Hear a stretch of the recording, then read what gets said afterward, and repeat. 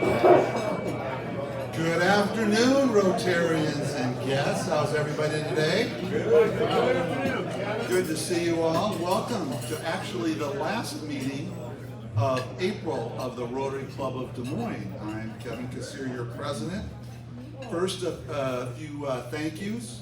I'd like to thank Claudia Schabel, a board member and co-chair of our board task force on supporting community impact, and Austin Goodnight, who we'll learn a little bit more about later today. They both served as greeters today. So thank you both for stepping up.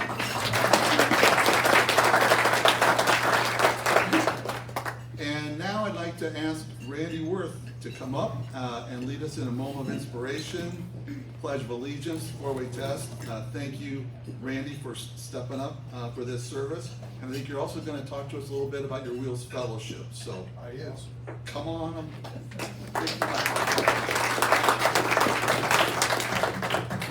Well, let's do the wheels first. First, we need all thanks Sue Woody. She's made arrangements, and the Rosie Rotary Reader Van is downstairs for those of us that haven't seen it before. Parked on the street, soon to be retired. Congratulations. Wheels event Saturday, 1420 11th Avenue Northeast in Altoona. It's an industrial area, but it's really nice. Won't get mugged or anything.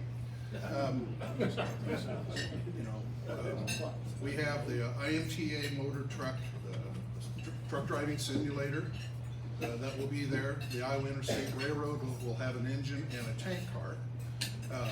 The engineer and their safety director will both be there to answer any questions. You can take pictures and all that kind of thing.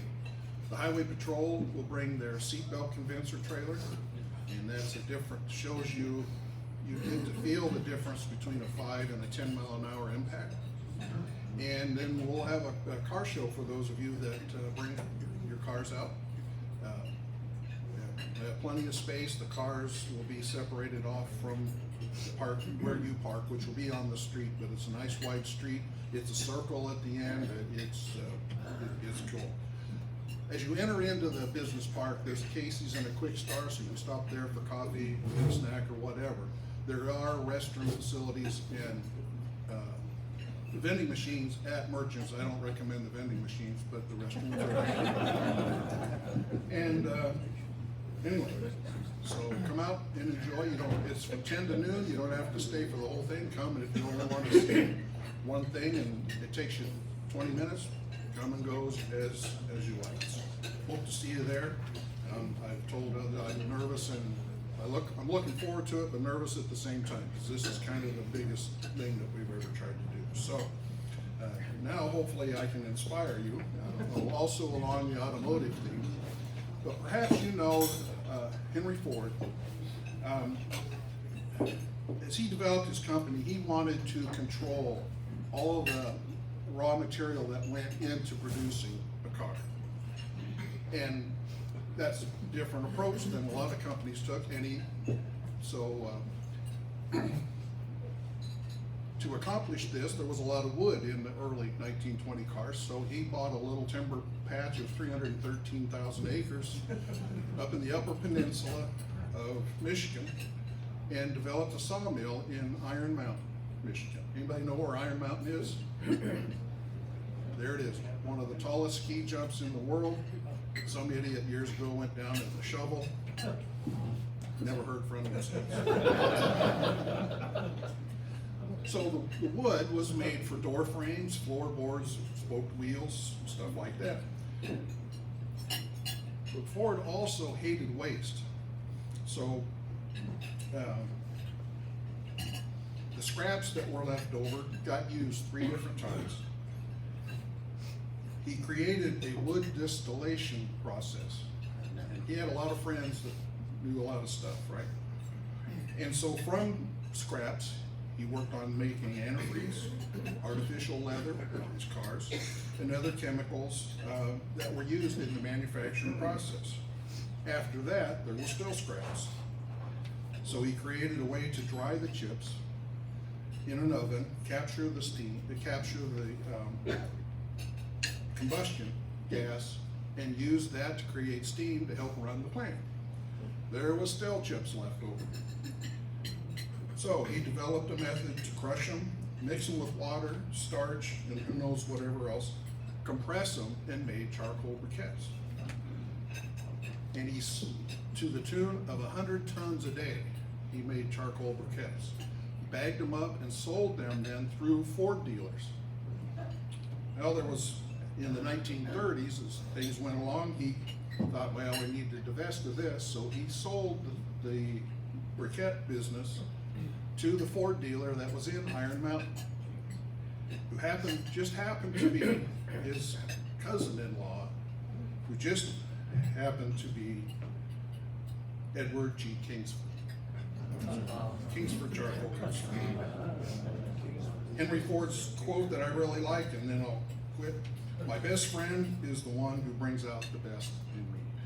And now this Pledge of Allegiance. I pledge allegiance to the flag of the United States of America and to the republic for which it stands, one nation, under God, indivisible, with liberty and justice for all. And the four-way test. Is the truth, is it fair to all concerned? Will it build goodwill and better friendships? Will it be beneficial to all concerned? Briefly meet and greet.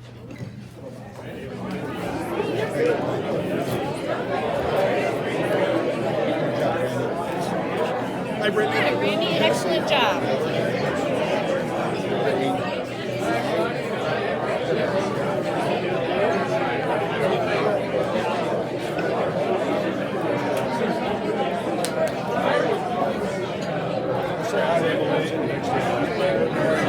Robert, you doing our thing today? Yeah, unfortunately.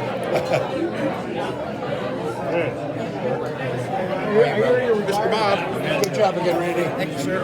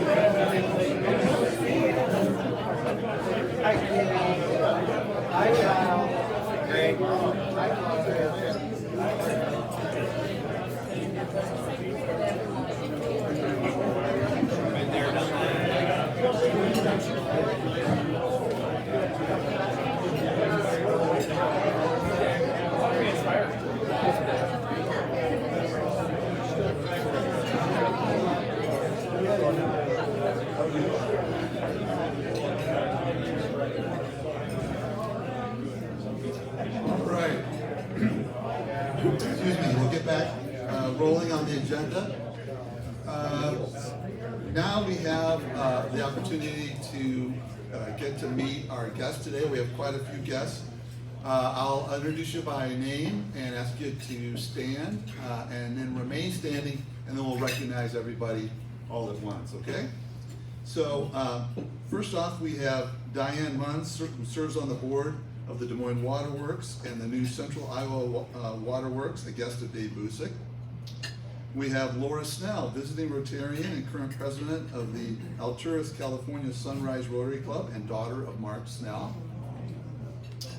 We have April Saul, senior HR business partner with the Des Moines Water Works, a guest of Ted Corrigan. We have Brad Freeman, an engineer with CGA, a guest of Doug Saltzgaver, and Brad has recently applied for membership. We have Teresa Van Fleet Danos, former owner of Rowett Cut Stone and Marble, and Michael Michalowski, owner of Financial Strategies. They're guests of Will Brown. So welcome, everyone.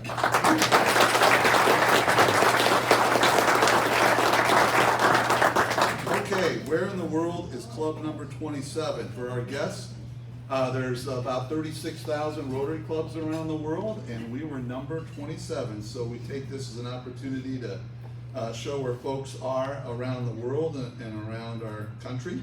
So first off, we have Steve Beckley in Rio de Janeiro, Brazil, at the Copacabana Beach. So pretty cool. Next, We have Steve and Erna Moraine in Columbia. That one in the middle is in Kiwanis.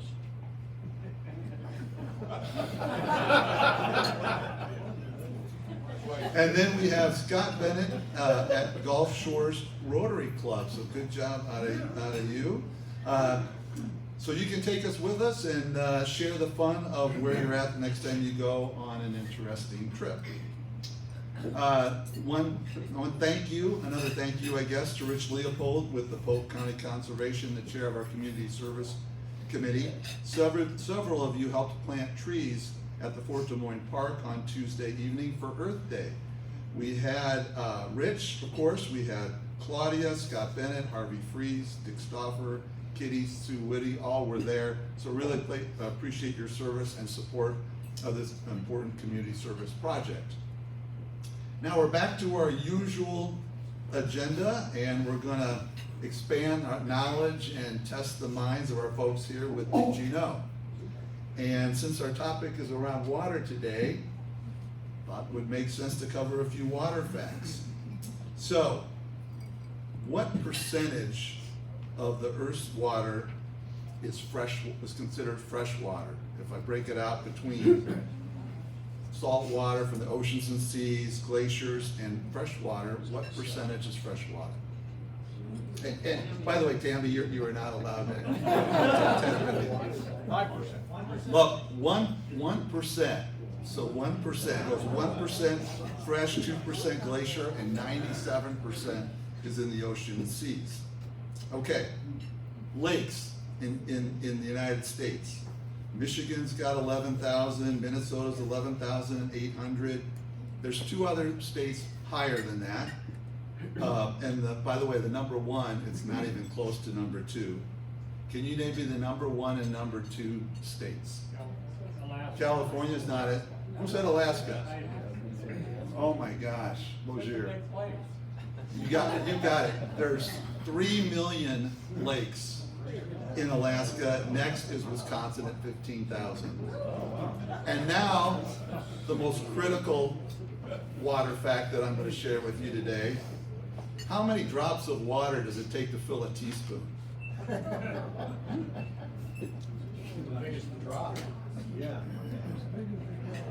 Multiple drops. How many? 12? No. 500? No. Anything closer? 48. 48. I'll shorten this up a bit. About 100 drops of rain to fill a teaspoon. So there you go. You're all smarter now. So, now back by popular demand, Rotarians on the floor laughing, and this week we have Skeet Wooten. Skeet. Yeah.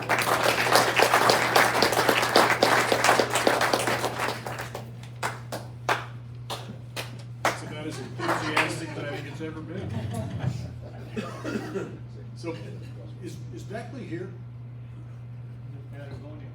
Well, he was. I just didn't know if he'd met a showgirl named Lola. That's it. You know, one of the hardest things to do is to get up here every so often and intentionally try to be funny. It is much harder to do than I certainly thought it was, and probably Doug too. Brad, did Doug tell you that you have to get up and tell jokes if you join the Rotary Club? Not aware of that. Okay. Okay. Personally, I'm really not very good at telling a joke. I often screw up the punchline, so that kind of takes away from it. But I have a much greater appreciation for what a stand-up comic does now, and I'm sure that they feel the same terror that I feel every time I have to get up here and do this. So. But anyway, a lot of smart people sometimes say very funny things, likely intentional, but otherwise not. Charles Dickens of A Tale of Two Cities fame once quipped, "There is nothing in the world so irresistibly contagious as laughter and good humor," which really isn't very funny, but it is very philosophical. I studied economics in college, and Milton Friedman had a great quote about economics, and he said, "You know, macroeconomists have a sense of humor because their estimates include decimal points." Not very much. You know, my mom once told me that you are proof that God has a sense of humor. My grandmother, who learned to drive in her 50s, hated making left turns and could navigate around Denver by only making right turns. And even if it was just right across the street, she would make right turns. And she said, 2 wrongs don't make a right, but 3 lefts do. In high school, I actually played football. I realize that you all look at me and think, well, yeah, that goes without saying. But you know, we were not very good. No one was intimidated when our team got off the bus when we showed up. And honestly, we were everybody's favorite homecoming opponent. And you know you're bad when you go to a preseason scrimmage and it's that team's homecoming. But anyway, I had a coach, Virgil Grantham, who once told me, he said, Wooten, you are so slow, you can't scatter leaves. And I got to tell you, that would hurt. It was true, but it did hurt. So just remember, life is better when you laugh. And you know, you only have to put up with this for about another 5 weeks, and then we're done. And you know, Kevin, I will never forgive you for this.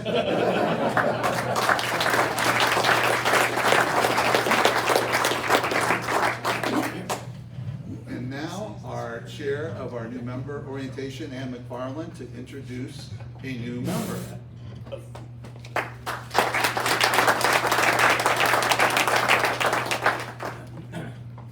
Skeet, if it makes you feel any better, I had a softball coach once tell me that I couldn't throw a ball into the water if I was standing on a boat.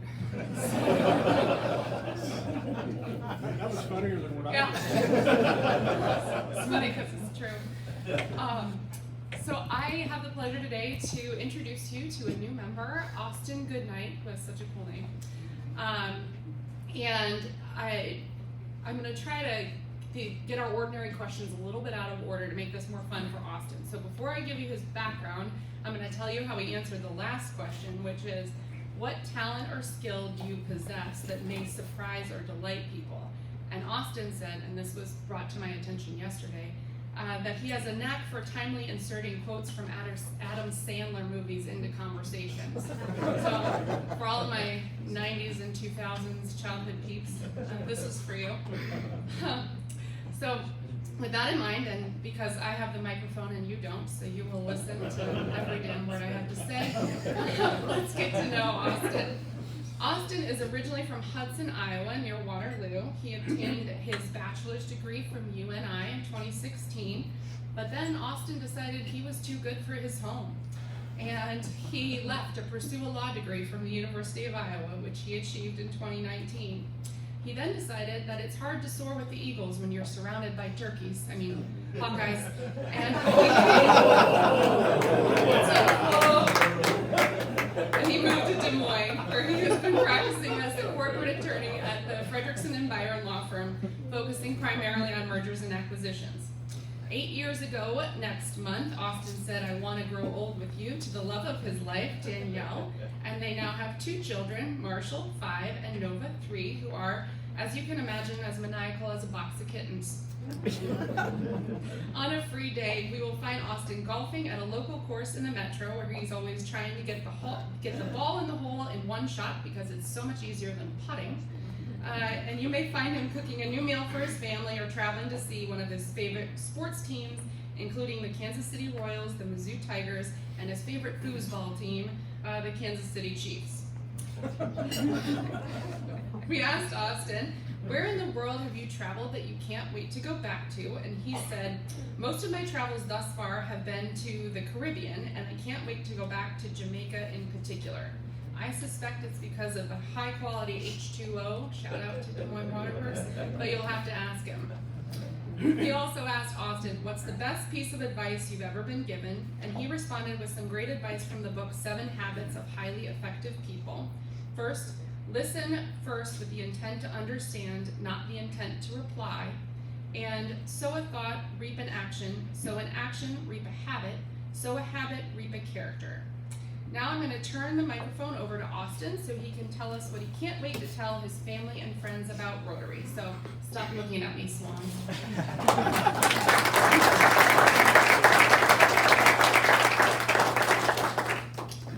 and that was totally written by her, and very creative, made me laugh. That's awesome. So I had something planned to say about what I tell family and friends, but about the benefits of Rotary Des Moines. But I think it all comes back to Skeets County, right?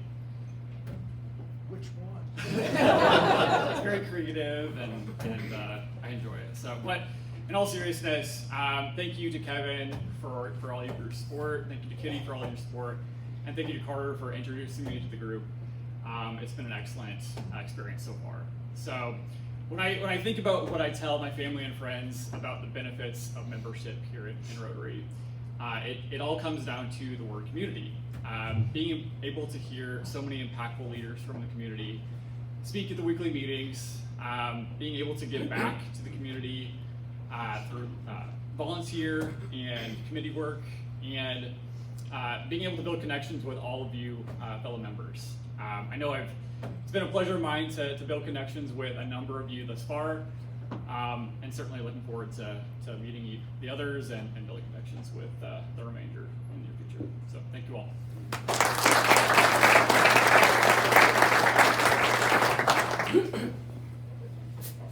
Great to have you here, Austin. And Ann, I know you're 2 months into this role, but the Hawkeye comment, I don't know. Oh, wait, no. And now we'll have Ted Corrigan introduce our keynote speaker.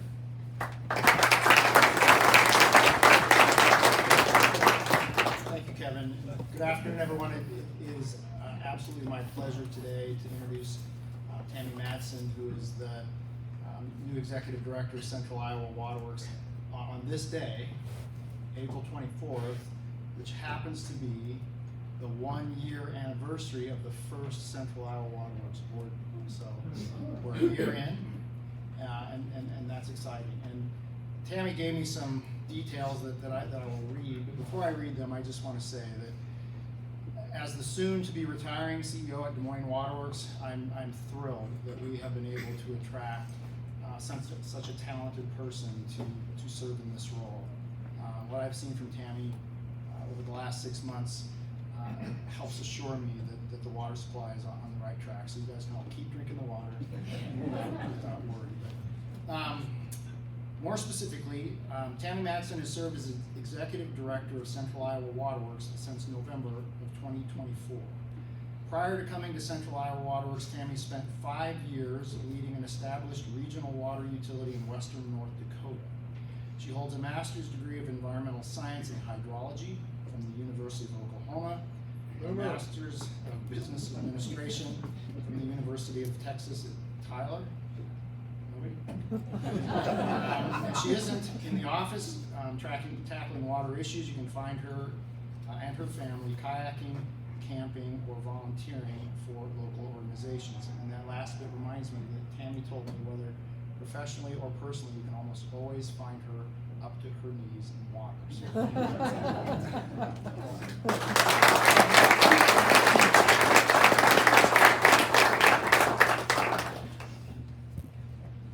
I threatened to write a really corny bio that Ted would have to read, but apparently you guys like those. So.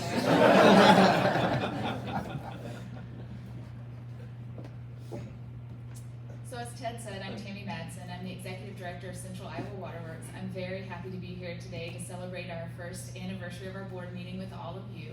I'd like to recognize some very important people in the room today, starting with all of you. All of you today have a responsibility for helping to protect our water resources. They touch all of you, your children, your grandchildren. Everybody is affected by water and our water quality and our resources. So thank you all for everything that you do to protect this valuable resource for us and for our future generations. Next, I'd like to recognize Diane Muntz. She's on our board, as you have heard. And then Graham Gillette is also here. He's on the Des Moines Waterworks board. And then if there's anyone else hiding in here that was instrumental in the creation of Central Iowa Waterworks, I really appreciate everything you did that helped create this entity and then got me here where I am today. So thank you for that. Okay, so let's get started. After I turn it on, which I was warned I should do.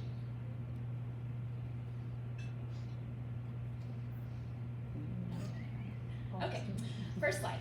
So yesterday, American Water Works Association came and filmed with us to celebrate our innovative spirit of regional collaboration. We were recognized as one of 4 utilities in the nation that had this great approach to regionalization and the protection of our water resources. But what they didn't know is that Des Moines Water Works has been doing this since 1934 with Urbandale. We didn't let them in on that secret because we really want to be featured in this video, but you guys have been doing this for a really, really long time, and you've been doing it really well.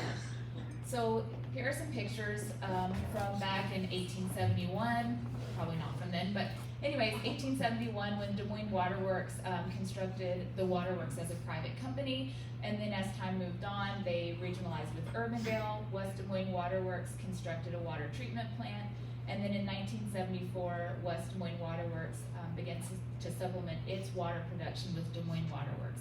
So you guys have been regionalizing for a very long time. Next slide, please. So in 1993, there was a great flood. I'm sure many of you remember this. You were out of water for 19 days, some of you, or you didn't have water that you could use for 19 days. In 2000, a water treatment plant was built. It is the L.D. McMullen Water Treatment Plant, and you do get your water from that plant as part of your water for Des Moines Water Works. So in 2017, discussions started to gain traction on a regional water authority, Central Iowa Water Works.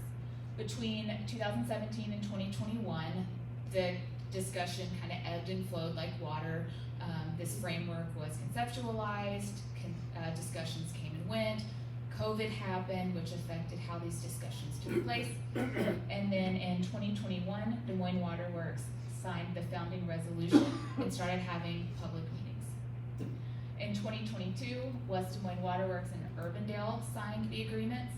And then in 2023, the final draft was released, and the 12 entities came together to participate in this new regional authority. In 2024, we became a recognized entity. 1 year ago today, we had our first board meeting, and the officers were elected. Thank you. So what is Central Iowa Water Works? We are a 12-member authority, and we share in the water production and core network distribution of water to all of you. We serve 600,000 water users, and we do that through 6 water treatment plants. Together, we serve over 22 billion gallons of water a year. These are our 12 founding entities. We have cities, rural water districts, and board-governed utilities. Des Moines Water Works is a board-governed utility. I'm assuming many of you, because you're in this Rotary Club, you probably get water from Des Moines Water Works, but we do have all of these other members as well. This is how large the service territory is of Central Iowa Water Works. This map's a little difficult to see, so I did put some landmarks on for you. So down here at the very bottom corner, number 5, that's Milo. Very top corner, number 3, that's Bagley. I'm assuming that's how you say it. I've only been here since November. So very, very large service territory. I met with a very well-respected member of the community about a month ago, and he said it's very important for people to understand where your water comes from. He was here in the flood of '93. He was an Urbandale resident, but he was out of town when the flood happened. He was so happy that he didn't live in Des Moines because he was going to have water when he came home. But he didn't realize that he actually got his water from Des Moines. So when he came home, he didn't have any water. That's when he realized that people just really don't understand how far their water travels in this system. So if you live anywhere in this red area on this map, you get water from Central Iowa Water Works, and you could be getting your water from any one of the 6 plants within our system.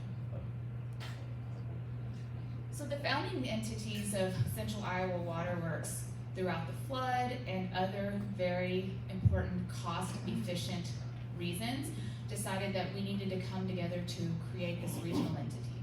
So some of the things that were very important to us were mutual investments, shared government, transparency, resiliency, redundancy, just understanding the needs of the 600,000 users that have our water, and the things that are important to making sure that you all don't experience the issues that happened in 1993, and also helping to keep your rates from increasing as quickly as they would otherwise.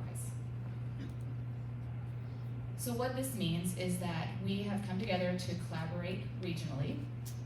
Additionally, this is an equitable means to share the cost of expansion whenever we build new facilities. It also allows us to think together for water quality issues.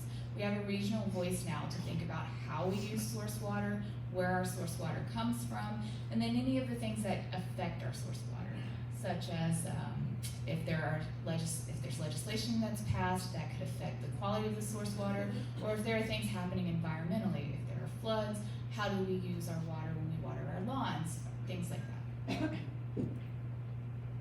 Here are just a number of things that were contemplated with the 2080 agreement. Again, I think the most important one here is how do we use our source water, and then how do we share in the cost of building out infrastructure. Those go hand in hand, because if we can manage how we use water, we can slow how we build facilities and spend money when we build out our infrastructure.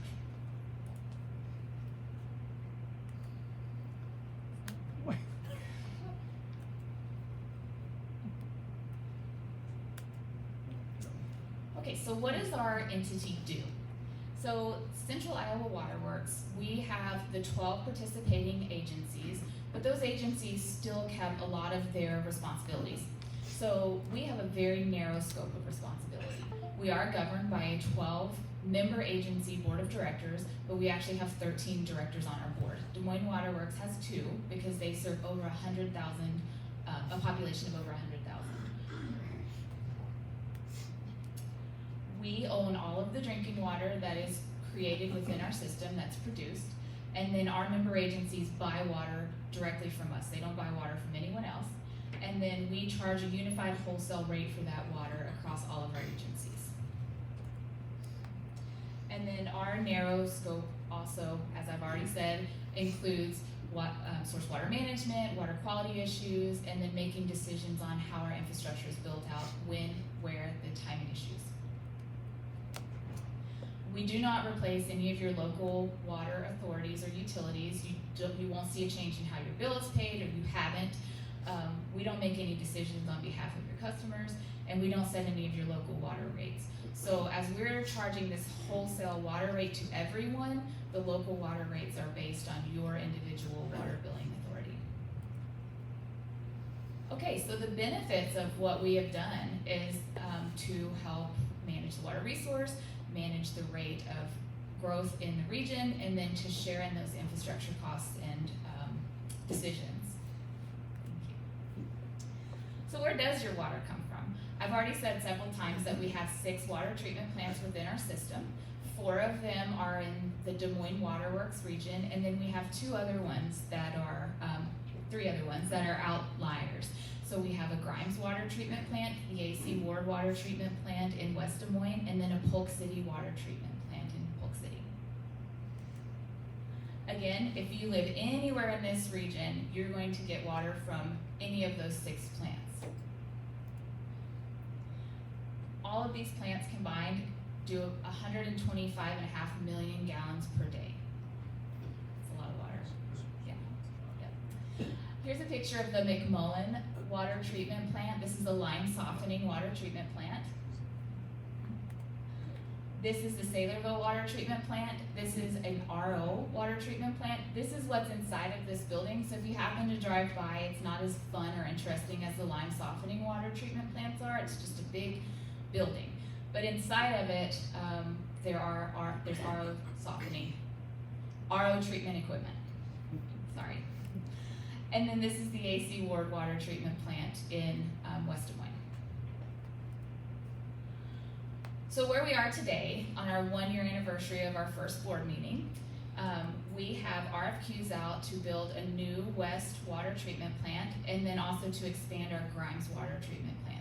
We've identified that we do need more water treatment capacity to be able to meet the growing demands in the region, and we are going to be building those plants with the hope of producing that water within the next 5 to 7 years to meet those demands. So here's our roadmap, if you will, of where we plan to be. By 2050, we hope to be able to produce 200 million gallons a day for our consumption for our member agencies. And then if you, again, these are the member agencies that we have under Central Iowa Water Works, and we are so glad to be able to serve all of you with reliable water for now and into the future. Yes. Many of your plants do deep well drilling or Jordan aquifers that you do. So our plants all use different sources of water. We have plants that are on the Raccoon River, the Des Moines River. We have aquifer plants. I wouldn't know which ones are. Ted, do you know how many of our plants are? The Grimes plant and AC Ward have Jordan aquifers. The Grimes plant and AC Ward. Yes. I'm a Urbandale water user, Yes. and I'm seeing a number of articles coming out how we all have microplastics, and I read one the other week that we all have supposedly an equivalent of a plastic spoon in our brains or something worth of microplastics. I don't know if that's true or not, but is that something that is kind of a filtration? Do you guys filter for microplastics, or what can be done on that? So I can't speak for how much plastic's in our brains, but our plants, our different plants do monitor for source water quality and what is in the water. We do have wells that have tested positive for PFAS, but we avoid using those wells and using that water for our treatment processes. Yes, ma'am. I've heard a lot about the new data centers being built in this area. Are those major water users? So data centers are not as large of consumers of water as you have been led to believe. And with technology advancing the way it is, they're using less and less water as they're being built. So I can't speak for all of the data centers, but some use more than others. Yes, ma'am. Tammy, thank you for your presentation. Thank you. I am wondering, in working with TAD, learning from TAD, we know that there is a lack of education on source water and tap water. So as you do this work, how much effort are you going to put into educating the public about tap water? Thank you for your question. So we're actually Could you working. repeat the question, please? Sure. So the question was specific to how much education we're going to put into tap water and bottled water versus tap water. Or source water and tap water? Source water and tap water. So we have been working closely with Des Moines Water Works and our other member agencies on source water and tap water issues. So that is something that is very, is on our radar and is very close to my heart. There are 2 employees of Central Iowa Water Works, so myself and my assistant. So when I say we, the 2 of us and our board, we're really passionate about source water quality and of course about tap water education. So I personally find that it's a very important and meaningful cause, and we've been working very closely with our member agencies and with Des Moines Water Works to figure out how we're going to handle that moving forward. We are still very early on in our, organization right now, so those are things we're going to be sorting out as we move forward. Thank you. You're welcome. Yes. Looking down the road 10, 20 years, how much expansion of different water systems are you thinking about doing? As far as members, Yes. agencies? Yes. So our model is open to where new agencies can come in and become members if they would like to ask to become new members. At this time, we haven't identified anyone who has asked to become a new member, but we are building new plants and treatment capacity, and if there is anyone who would like to become a new member, they certainly have the opportunity to do that. Yes. So how is the funding for, you mentioned these new treatment plants, and with these 28E agreements, how is it different than the financing or the cash to pay for the treatment plants? How is it different today than the way it used to be? Sure, so regionalization, I came from a regionalized system and I'm now here in this one. So regionalization allows for agencies to share a resource. So if you'll think of it as if everybody stayed their own 12 entities, then there could be a potential of all 12 having to build their own water treatment plants. So with this new structure, for example, I'll use the West Plant. So if we build this West Plant, say 5 agencies decide that they need something from that plant. The entire system will share some portion of that cost as a resiliency charge, and then the agencies who are directly benefiting from that would share their equivalent proportion of that plant. So the way that the benefit is spread out is that they only have to purchase a portion of that expense rather than having to build the entire treatment plant themselves. And then when it breaks down on their level, they can choose, do they finance it with the SRF program? Do they pay cash? How do they want to handle the financing and make mechanism for that? You're welcome. Yes. On your map, there was a little spot that looked like it wasn't covered in the Yes. middle. What's the story there? I don't know the story there, but that's Indianola, and they have their own water system. Okay, okay. Yes. Yep. Yes, ma'am. I'm a member of the Clyde City Council. We're Yes. happy to be a participant. Yes. While currently much of the overall source is coming from surface water, I know there is the potential to depend more on the Jordan Aquifer along the way. And as a result, the fact that Pattison Sand Company in Clayton County is seeking approval from the DNR to use a very substantial amount of water from that aquifer has the potential to affect us. And currently, state law provides that basically they can't sell the water out of state, it has to be used for local reasoning. But they're claiming that that would be so they can mine more sand. In the past, they've tried to get approval to sell the water out of state as a revenue source. Is there a way for you, for your varying organizations to participate in conversations with the DNR about the overall public interest of that, the consumed use from the Jordan? Yes, so there's always the opportunity for a public comment from any personal, private citizen, or from any entity that would like to make a public comment. That would be something that I would take to my board of directors and perhaps ask them if they would be interested in commenting on something like that. Okay, great, Yes, ma'am. thanks. You're welcome. Yes. How are your peers monitoring the environment? I assume, you talk about rainfall, aquifers, levels rising or decreasing Des Moines, Raccoon River, and other water sources that you have. So I am so fortunate to be surrounded by some of the most brilliant people that I have ever worked with. And they are so involved in every single water organization that you can think of across the state. And I'm sure there are some that I don't even know that they're involved in. Every single day I get emails or communication from Des Moines Waterworks, from their lab, from West Des Moines Waterworks, from our producing agencies. So we have 4 producing agencies, Grimes, Polk City, West Des Moines Waterworks, and Des Moines Waterworks. They're constantly monitoring environmental effects on our source water and our water treatment. To say that we are monitoring it would be a misnomer. We are over monitoring and constantly thinking about these issues. We are also very heavily involved in the American Waterworks Association.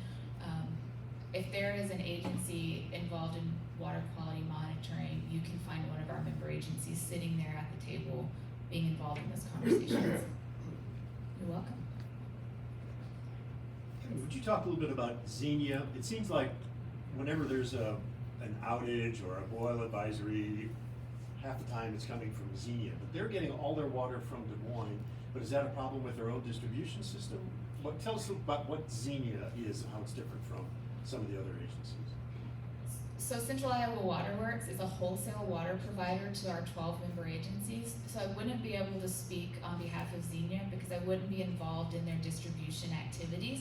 But Xenia does not receive all of their water from Central Iowa Waterworks or Des Moines Waterworks. They have more than one distribution system and they receive water from more than one water provider. Must be those other guys that are Sure. Absolutely. Yes. Would you talk a little bit about the importance of demand management and irrigation and what that's doing? Absolutely. To the need for more water in our system? Yes, so one of the biggest drivers of building infrastructure and one of the main reasons that regional water authorities become a thing is because of the demand side management of water resources. So when lawns are being watered or leaks are happening in houses, or you let your toilet continue to run, or you use appliances or fixtures that are not have water restrictions inside of them, that drives the cost of infrastructure and water rates up.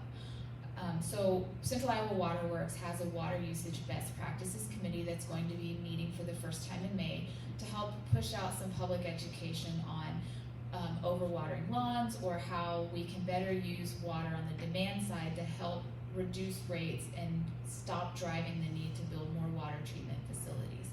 So just making changes like understanding that many people are watering their lawns too much.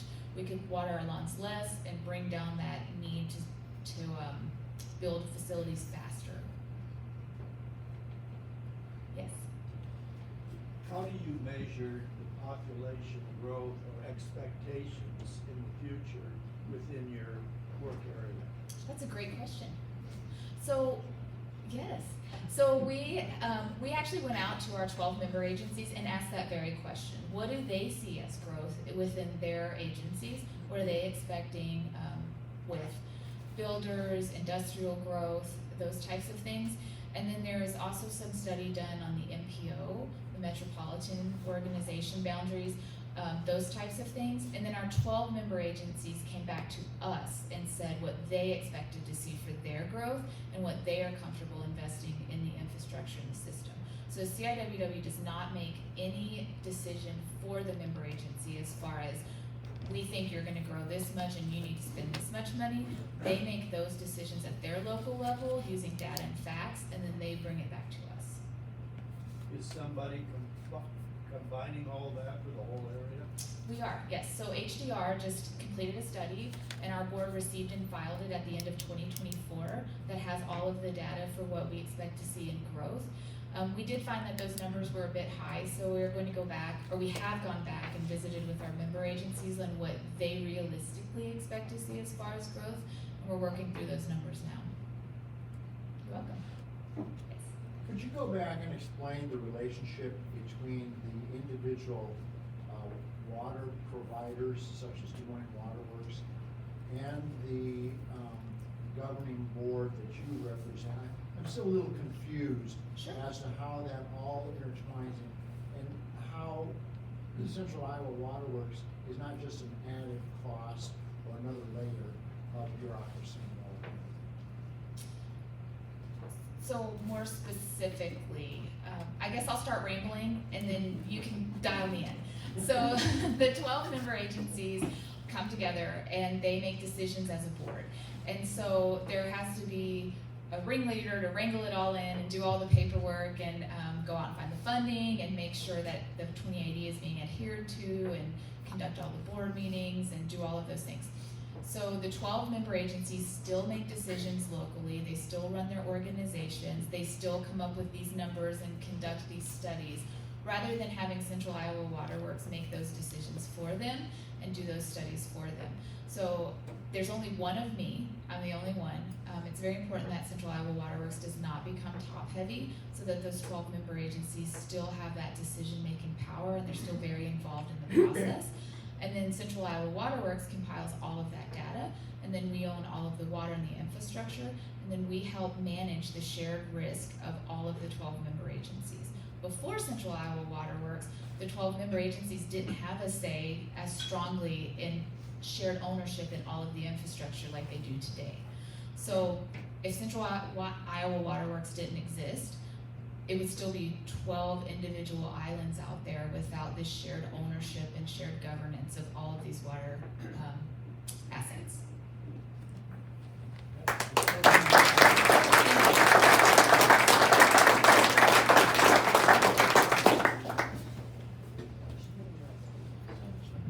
Thank you, Tammy, for your informative presentation, and welcome to the Des Moines area. We're really glad to have you. Okay, upcoming meetings. We've got more good ones coming up. So next week, we have the CEO of the Iowa Clinic. We have, following that, the Executive Director of the Iowa Asian Alliance. And then on May 15th, President of the Iowa Natural Heritage Foundation. Morning fuels, the Tuesday morning fuels, we got one coming up on April 29th. From 9 to 10 at Freedom Blend Coffee. We will have Helen Miller as sort of our keynote member. So this is gonna be another good one. So hope to see you there at Tuesday, 9 a.m. for this opportunity to get to know another member better and other members that come as well. Want to talk a little bit today. I haven't talked much about this, about our strategy and our three strategic pillars. And you know, I've heard some very positive comments about momentum in our club, which is music to my ears. But as we know, momentum can shift, right?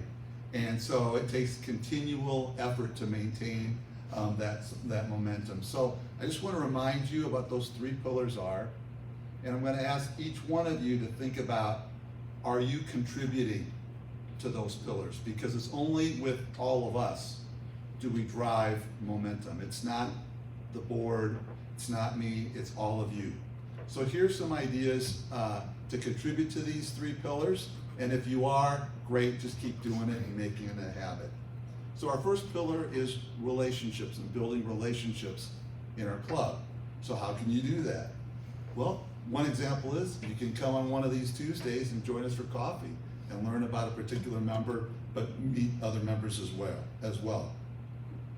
Have you asked another Rotarian to grab a cup of coffee, go to lunch, maybe have a drink that you'd like to get to know better that you don't know? Are you actively participating in committees and working as a team at that more micro level? Have you signed up for greeter duties as we had today? So there's some examples for relationships. Membership. Do you promote our club on LinkedIn or other social media? Just tag us. Do you, when you get connected with other organizations or friends, do you mention Rotary? It's just a very simple thing. Have you brought a visitor to Rotary this year? And then lastly, community impact. We just had an opportunity to join Earth Day, but there are other opportunities that we put out there. Join us with some of these community impact events. We've got our coat drives. We've got ways to contribute to the foundation. Keep those things in mind. And with all of us doing this, can you imagine what this club can do in the years to come, right? Momentum is a great thing, but you just gotta keep on investing in that. So speaking of momentum, great to have Austin joining us and helping us with growing that membership number. Also appreciate seeing all of our guests today, so great job with that momentum. Thank you all. Make it a great Rotarian week. We are adjourned.